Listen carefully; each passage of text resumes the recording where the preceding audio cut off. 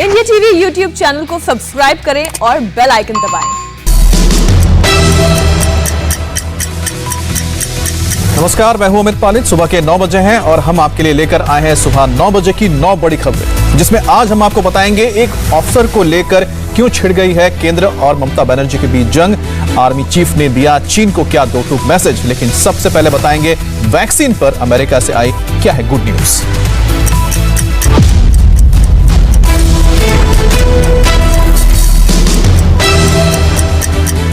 इस वक्त की सबसे बड़ी खबर, अमेरिका ने भारत को कोरोना के वैक्सीन पर बहुत बड़ी राहत दी है। अमेरिका की वैक्सीन बनाने वाली कंपनियां भारत के लिए 2 करोड़ से भी ज्यादा वैक्सीन बनाएंगी।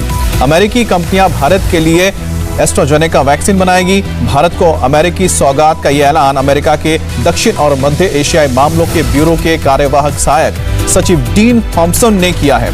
अमेरिका कोरोना से लड़ाई में भारत को तकरीबन 50 लाख अमेरिकी डॉलर की मदद दे रहा है। ये मदद अमेरिका की सरकारों और अमेरिकी कंपनियों की तरफ से दी जा रही है। कोरोना पर मदद का यह ऐलान विदेश मंत्री एस जयशंकर के अमेरिका दौरे के बाद हुआ है। अमेरिकी दौरे पर एस जयशंकर ने अमेरिका के डिफेंस सेक्रेटरी और स्टेट सेक्रेटरी से मुलाकात की है। मुलाकातों में कोरोना से लड़ाई में मदद की बात कही गई है। अमेरिका ने कहा है कि कोरोना से शुरुआती जंग में भारत ने बहुत मदद की थी, अब अमेरिका की बारी है।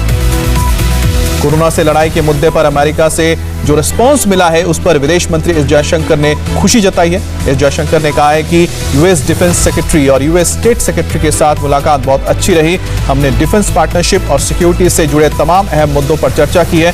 साथ ही कोरोना के खिलाफ एकजुट होकर आगे बढ़ने पर बातचीत हुई। बात करेंगे संवाददाता विजय लक्ष्मी से। विजय लक्ष्मी, ये कब तक हम उम्मीद कर सकते हैं कि अमेरिका से ये वैक्सीन भारत आएंगे?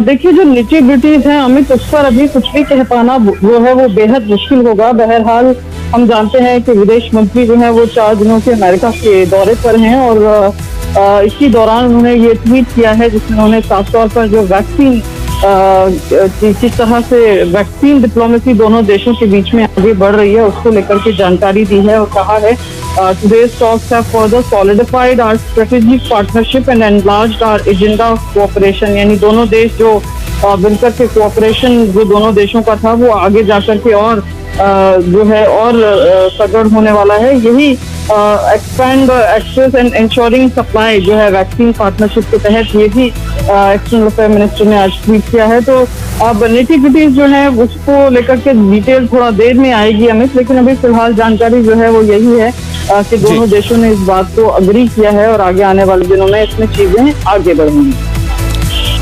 तो अमेरिका से अच्छी खबर ये आ रही है कि भारत को अमेरिका अब वैक्सीन बनाने में मदद देगा और साथ ही साथ इसके लिए जो रॉ मटेरियल्स चाहिए होते हैं उसको लेकर भी भारत को मदद दी जाएगी अमेरिका की ओर से।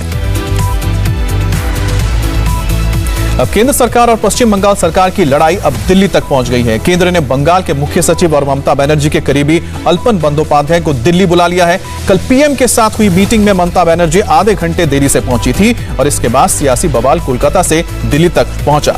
अल्पन बंदोपाध्याय का पश्चिम बंगाल के मुख्य सचिव के रूप में कार्यकाल 31 मई को खत्म हो रहा है। उससे पहले ही ममता बनर्जी ने 3 महीने के लिए उनका कार्यकाल बढ़ाने की सिफारिश की थी, लेकिन अब केंद्र सरकार ने उन्हें वापस दिल्ली बुला लिया है। अल्पन बंदोपाध्याय अब केंद्र में नई जिम्मेदारी संभालेंगे। उन्हें 31 मई की सुबह 10 बजे से पहले दिल्ली में रिपोर्ट करना होगा। अल्पन बंदोपाध्याय 1987 बैच के आईएएस ऑफिसर हैं। हावड़ा समेत कई जिलों के डीएम भी रह चुके हैं। आपको बता दें कि बंगाल में जो मुख्य सचिव है अल्पन बंदोपाध्याय, उन्हें केंद्र सरकार ने दिल्ली बुलाया है और 31 मई को बतौर चीफ सेक्रेटरी उनका कार्यकाल खत्म हो रहा है। हालांकि ममता बनर्जी ने 3 महीने का एक्सटेंशन मांगा था, लेकिन 3 महीने का एक्सटेंशन ना देकर उन्हें दिल्ली बुलाया जा रहा है। उन्हें दिल्ली में जिम्मेदारी दी जाएगी। आपको बता दें कि कल जो मीटिंग होनी थी प्रधानमंत्री मोदी के साथ, उसमें चीफ सेक्रेटरी अल्पन बंदोपाध्याय और साथ ही साथ मुख्यमंत्री ममता बनर्जी करीब आधे घंटे देरी से पहुंचे थे, जिसके बाद एक सियासी हलचल तेज हो गई है। एक बार फिर से केंद्र और ममता बनर्जी की सरकार के बीच ठन गई है।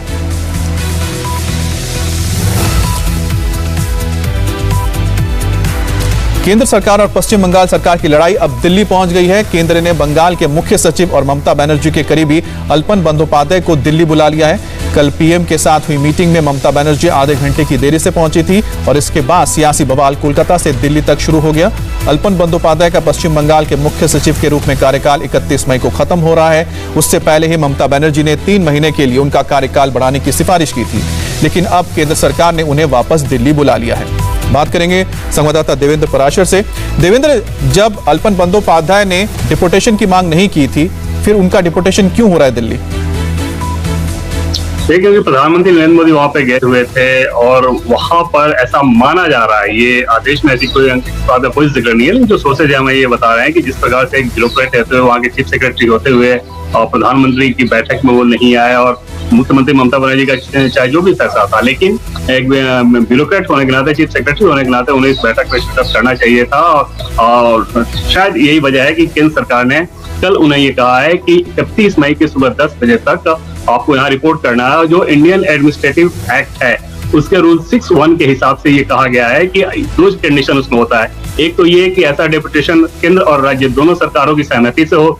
अगर कोई डिफेंसेस है तो उस कानून के हिसाब से उसमें सेंटर का जो डिसीजन होगा वो प्रिवेल करेगा। हालांकि यहाँ पे आपको एक दिलचस्प चीज ये बताऊं कि ये जरूरी नहीं कि मुख्य सचिव वहां से आ ही जाएंगे, क्योंकि उनको बस 3 महीने का एक्सटेंशन है। अगर वो रिटायर कर रहे हैं वो ये कह सकते हैं कि नॉट विलिंग, यानी कि उनकी इच्छा नहीं है। और दूसरी तरफ आप देखें तो इसके पहले भी जब जेपी नड्डा के काफिले पर अटैक हुआ था और 3 आईपीएस को केंद्र ने बुलाया था, अभी तक वो मामला लटक ही रहा है। तो इसमें भी तय मानिए कि पश्चिम बंगाल की सरकार और वहां के चीफ सेक्रेटरी शायद ही इस आदेश का पालन करें, और केंद्र सरकार के पास ये पूरा अधिकार है ये आदेश देने का, लेकिन आदेश लागू करवाने के लिए कोई वैसी व्यवस्था नहीं है और ये मामला आगे लटक सकता है। ऐसा माना जा रहा है कि शायद ही चीफ सेक्रेटरी 31 मई को सुबह 10 बजे तक यहाँ पे आए, वो ये कह सकते हैं कि उनके 3 महीने के अंदर उनका रिटायरमेंट है, वो अपनी अनिच्छा जाहिर कर सकते हैं इस डेपुटेशन के लिए। जी, तो पहले आईपीएस अधिकारियों के साथ ऐसा हुआ, अब एक आईएएस अधिकारी के साथ ऐसा हो रहा है कि जब उन्हें दिल्ली बुलाया जा रहा है, लेकिन जो राज्य सरकार है वो इच्छुक नहीं है कि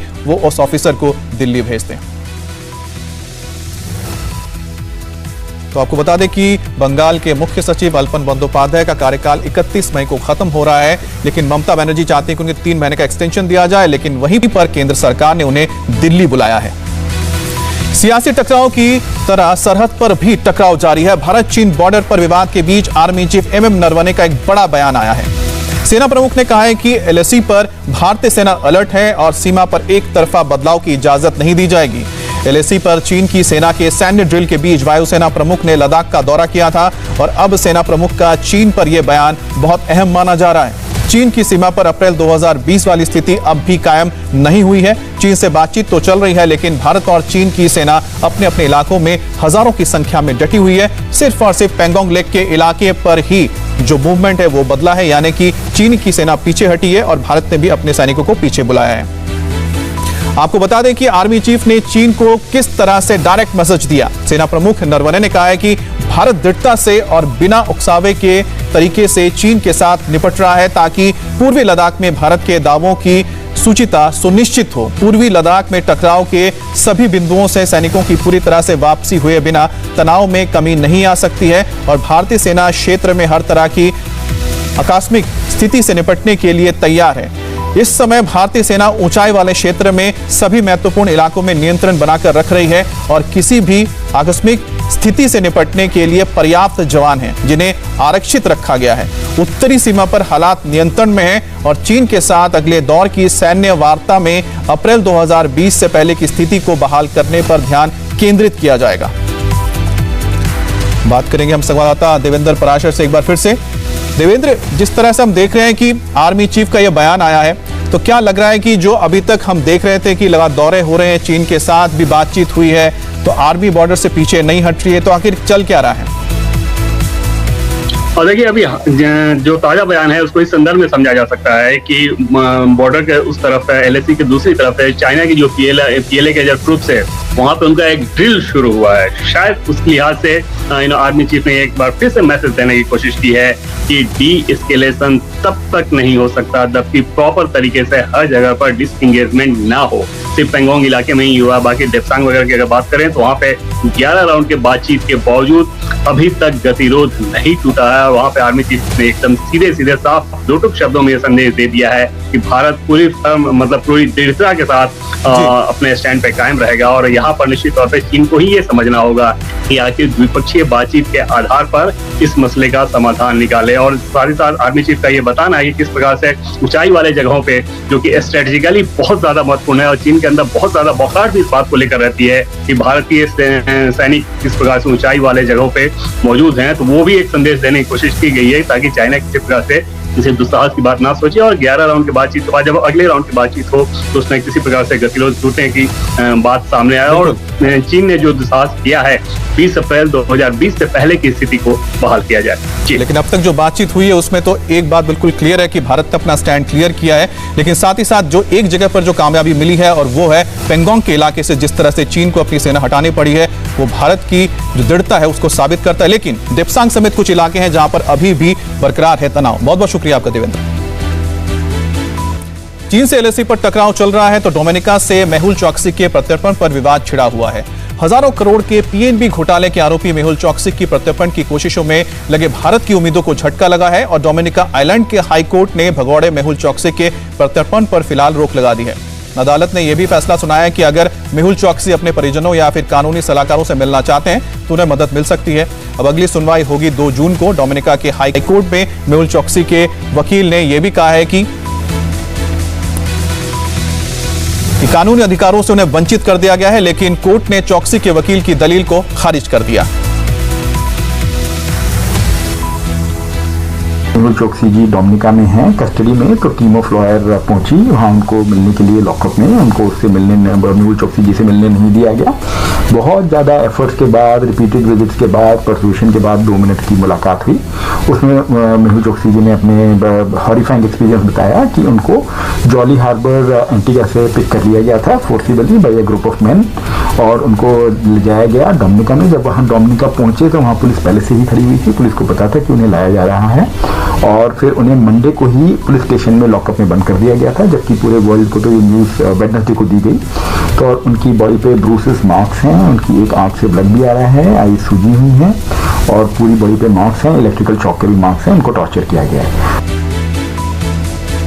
अब देश में कोरोना की दूसरी लहर धीरे धीरे कम होती जा रही है, कमजोर पड़ती जा रही है। 28 मई को आए कोरोना के नए केस इसकी पुष्टि करते हैं कि डेडली वायरस की उल्टी गिनती शुरू हो चुकी है। दूसरी लहर के पीक पर पहुंचने के लिए 12 अप्रैल को एक दिन में कोरोना के केस आए थे 1,60,854 और 28 मई को एक दिन में नए केसेस की संख्या है 1,65,186। यानी कोरोना दम ब दम तोड़ रहा है। हालांकि पिछले 24 घंटे में कोरोना से देश में 3,460 लोगों की मौत हुई है, लेकिन पिछले हफ्ते हुई मौतों की तादाद देखें तो इसमें काफी कमी आई है, क्योंकि रिकवरी रेट भी 90% की रफ्तार से ऊपर चढ़ी है। पिछले 24 घंटे की रिकवरी रिपोर्ट को देखें तो इस दौरान 2,73,806 मरीज अस्पताल से डिस्चार्ज हुए हैं। लेकिन जहां तक बात हिंदुस्तान में कोरोना के कहर की है तो एक्टिव केसेस अब भी चिंता का विषय हैं, क्योंकि देश में अब भी 22,14,981 एक्टिव केस हैं। सेकेंड वेव में कोरोना का एपिसेंटर रहा दिल्ली हो या महाराष्ट्र या फिर यूपी, इन जगहों पर कोरोना का ग्राफ तेजी से गिर रहा है। महाराष्ट्र में तो कोरोना अपनी पीक से करीब आधे पर पहुंच गया है। पिछले 24 घंटे में महाराष्ट्र में 20,740 नए केस रिपोर्ट हुए हैं। पहले से हालात कितने बेहतर हैं ये महाराष्ट्र में 24 घंटे में रिकवर होने वाले मरीजों की संख्या बताती है, जो 31,671 है। हालांकि पिछले 24 घंटे में देश में कोरोना से सबसे ज्यादा 973 मौतें महाराष्ट्र में हुई हैं। महाराष्ट्र के बाद अब राजधानी दिल्ली का भी कोरोना ग्राफ आपको दिखाते हैं। पिछले 24 घंटे में दिल्ली में नए केस रिपोर्ट हुए हैं 1,141 और मौतें हुई हैं 139, जबकि 24 घंटे में रिकवर होने वालों की संख्या 2,799 है। कोरोना के घटते मामलों को देखते हुए दिल्ली में अगले हफ्ते से अनलॉक की प्रोसेस शुरू करने का ऐलान भी हुआ है। 31 मई को सुबह 5 बजे से फैक्ट्रीज और कंस्ट्रक्शन साइट्स पर काम शुरू हो जाएगा। हालांकि मॉल, मल्टीप्लेक्स और मार्केट्स अभी भी बंद रहेंगे। इनके बारे में फैसला बाद में आएगा। लेकिन दक्षिण भारत में कोरोना कंडीशन में फिलहाल किसी भी तरह के सुधार होते नहीं दिख रहे। उत्तर भारत से सिमट रहा कोरोना क्या अब दक्षिण भारत में डर पैदा कर रहा है? इसे समझने के लिए आपको दक्षिण भारत के चारों राज्यों का कोरोना मीटर देखना होगा। दक्षिण के राज्यों में तमिलनाडु में रोजाना के हिसाब से सबसे ज्यादा केसेस सामने आ रहे हैं। तमिलनाडु में पिछले 24 घंटे में 71,079 केस रिपोर्ट हुए हैं और 486 लोगों की जान गई है। कर्नाटक में हफ्ते भर पहले नए केस ज्यादा आ रहे थे, लेकिन यह अब केसेस धीरे धीरे कंट्रोल में आती नजर आ रही हैं। पिछले 24 घंटे में कर्नाटक में नए केस आए हैं 22,823 और इस दौरान 401 लोगों की जान गई है। पिछले दिनों केरल में कर्नाटक से कम केसेस सामने आ रहे थे, लेकिन आज का डेटा बताता है कि केरल में 24 घंटे में 22,318 नए केस दर्ज किए गए हैं और इस दौरान 194 लोगों की जान गई है। आंध्र प्रदेश में 24 घंटे में 14,429 नए केस सामने आए और 103 लोगों की मौत हो गई। यास तूफान के साइड इफेक्ट ने बिहार में एक अलग ही मुसीबत पैदा कर दी है। इस तूफान की वजह से बिहार के कई इलाकों में 2 दिन से लगातार बारिश हो रही है। इसका असर यह हुआ है कि बिहार के कई शहर पानी पानी हो चुके हैं, चाहे डीएम ऑफिस हो या फिर अस्पताल, हर जगह पर पानी भरा हुआ है। पटना, हाजीपुर, कटिहार, गया जैसे कई शहरों में यास तूफान के बाद बारिश ने हाल बेहाल कर रखा है। सड़कों गलियों में पानी भरा हुआ है, जिसकी वजह से अस्पताल में लोगों को आने में परेशानी हो रही है। कोरोना काल में जब लोगों को सबसे ज्यादा जरूरत हॉस्पिटल्स की है, तब बारिश का पानी अस्पताल में घुस गया है, जिससे मरीजों और तीमारदारों को काफी परेशानी झेलनी पड़ रही है। अस्पतालों में बारिश का पानी इस तरह से घुसा है कि इससे दवाइयां, कंप्यूटर्स, एक्सरे मशीन को नुकसान पहुंच सकता है। बिहार में बारिश से हालत बिगड़े हैं तो मुंबई के पास ठाणे में भी कल रात एक बड़ा हादसा हो गया। ठाणे के उल्लासनगर इलाके में कल रात एक रिहायशी इमारत का छज्जा गिर गया और हादसे में 7 लोगों की मौत हो गई। घटना कल रात 9 बजे की बताई जा रही है और इमारत का नाम साई सिद्धि है। इमारत के मलबे में कई लोग फंस गए थे। हादसे की खबर मिलते ही फौरन वहां पर रेस्क्यू टीम पहुंची और ऑपरेशन शुरू किया गया। करीब 3 घंटे के रेस्क्यू ऑपरेशन के बाद मलबे में फंसे लोगों को निकाल लिया गया है और हादसे में 7 लोगों की जान गई है, जबकि एक शख्स जख्मी हो गया। इमारत 5 मंजिला थी। बताया जा रहा है कि पहले 5वीं मंजिल का एक हिस्सा गिर गया और उसके बाद इमारत का एक बड़ा हिस्सा ढह गया। लोगों का आरोप है कि उल्लासनगर में इस तरह की कई ऐसी इमारतें हैं जो जर्जर हैं और वो कभी भी गिर सकती हैं, लेकिन स्थानीय प्रशासन इस तरफ ध्यान नहीं देता। तो तस्वीरें आप देख रहे हैं ठाणे के उल्लासनगर की है, जहां पर एक इमारत की छज्जा गिरने से जिसमें 7 लोगों की मौत हो गई है। लोगों का यही कहना है कि इस इलाके में कई ऐसे इमारतें हैं जो जर्जर हैं, कभी भी गिर सकती हैं, लेकिन प्रशासन इस पर ध्यान नहीं देता है। इस घटना के सामने आने के बाद वहां पर रेस्क्यू टीम पहुंची और वहां पर फंसे लोगों को बाहर निकाला गया। तो 2 तस्वीरें आप देख के समझ सकते हैं कि किस तरह से ठाणे के उल्लासनगर में कल यह घटना हुई है, जिसमें 7 लोगों की जिंदगी चली गई। जर्जर इमारत के छज्जे के गिर जाने की चपेट में आकर कई लोग इसमें फंस गए थे, जिसमें से 7 लोगों की मौत हुई है। कई लोगों को बाहर रेस्क्यू करके निकाला गया है और कुछ इसी तरह के हालात वहां पर कई इमारतों में हैं, लेकिन प्रशासन वहां पर कोई इस पर ध्यान नहीं देता। बात करेंगे संवाददाता जयप्रकाश सिंह से। जयप्रकाश, ये बताइए कि आखिरकार जब इस तरह के हालात हैं तो वहां पर प्रशासन पहले से ही वहां पर लोगों को क्यों नहीं हटाता? देखिए, ये 30 साल पुरानी बिल्डिंग थी अमित, और ये ग्राउंड +5 की बिल्डिंग थी। 23 साल ये मतलब 23 से करीब 25 साल पुरानी ये बिल्डिंग बताई जा रही है और इसमें अब तक करीब 7 लोगों के 7 लोगों के मृतक मरने की खबर है। पहले से ही ये बिल्डिंग जो है वो जर्जर अवस्था में थी। इसके बारे में लगातार प्रशासन को सचेत भी किया जा रहा था, लेकिन बिल्डर और टेनेंट के बीच में कुछ विवाद चल रहे थे, जिसकी वजह से टेनेंट जो है ये बिल्डिंग खाली नहीं कर रहे थे, ऐसी जानकारी मिली है। हालांकि उल्लासनगर में जो 1990 के दशक में बिल्डिंगे बनी है अमित, मैं आपको बताऊं करीब 5000 से ज्यादा बिल्डिंगे हैं। ज्यादातर जो बिल्डिंगे हैं उसमें जो मटेरियल उस समय इस्तेमाल किया गया था वो खराब दर्जे का मटेरियल था और यही वजह है कि ये दूसरी घटना है पिछले 1 महीने की। अगर हम बात करें उल्लासनगर में, सिर्फ उल्लासनगर के शहरी इलाके में ही ऐसे कई बिल्डिंगे हैं जो जर्जर हो चुकी हैं, जिसको वहां की नगर पालिका ने नोटिस दिया हुआ है, लेकिन लोग समय पर जो है ये अपना मकान छोड़ते नहीं है, बिल्डिंग छोड़ते नहीं है, जिसकी वजह से ये हादसे होते हैं और लोगों की जान जाती है। जी, बहुत बहुत शुक्रिया आपके जानकारी देने के लिए। नेवी को आज कैसे मिलने जा रहे हैं 100 से ज्यादा जाबाज ऑफिसर्स, दिखाएंगे ब्रेक के बाद। पुणे नेशनल डिफेंस एकेडमी में आज एनडीए कैडेट्स ने पासिंग आउट परेड में गजब का जोश दिखाया। पुणे में 140वें बैच की पासिंग आउट परेड चल रही है और इस परेड में नौसेना के चीफ रिव्यू ऑफिसर के तौर पर, चीफ गेस्ट के तौर पर मौजूद हैं और पासिंग आउट परेड के बाद देश को और नेवी को जाबाज ऑफिसर्स मिलने जा रहे हैं। कुल मिलाकर यहां पर एयरफोर्स, नेवी और इंडियन आर्मी के लिए जो तैयार होते हैं ऑफिसर्स, उनकी ये पहली पड़ाव है। इसके बाद वो अलग अलग एकेडमीज में जाते हैं और आप देख सकते हैं कि पुणे में जो नेशनल डिफेंस एकेडमी है वहां पर जो कैडेट्स हैं वो पासिंग आउट परेड में हिस्सा ले रहे हैं।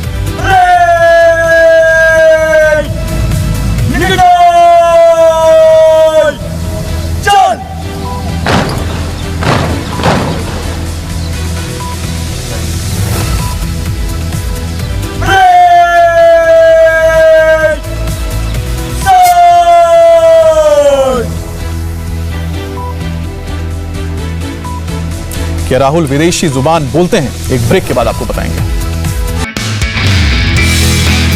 नमस्ते, मैं हूं मीनाक्षी जोशी। वीडियो और खबरों से अपडेट रहने के लिए India TV YouTube channel subscribe करें, बेल आइकन दबाना ना भूलें। जुड़े रहें इंडिया टीवी के साथ।